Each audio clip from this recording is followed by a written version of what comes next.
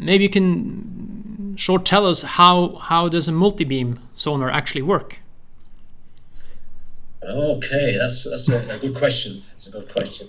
The multibeam has an array of ceramics. One here, you see these elements. So this is the receiver array, and then underneath there's a transmitter array.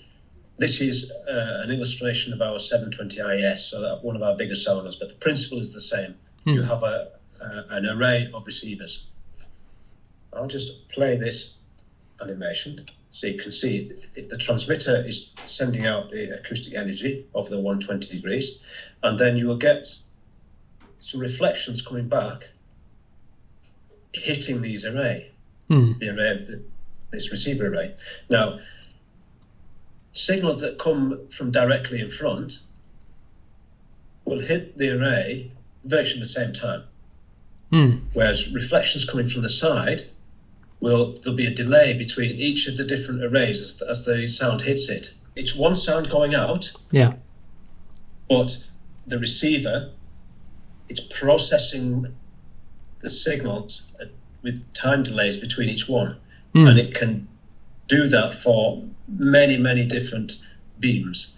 So it's got a fixed number of channels, and those fixed number of channels can create a number of beams. And in the Micron Gemini, we create 128 beams from those signals coming back.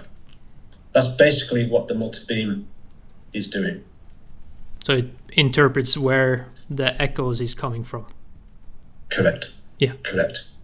So now I'm just going to run the sequence again as this sonar is navigating along this jetty. So this here is a jetty. You can see the paths of the jetty. And over here, you can see the targets coming in, each of the pilings. It's creating the image. So real time, that's the secret.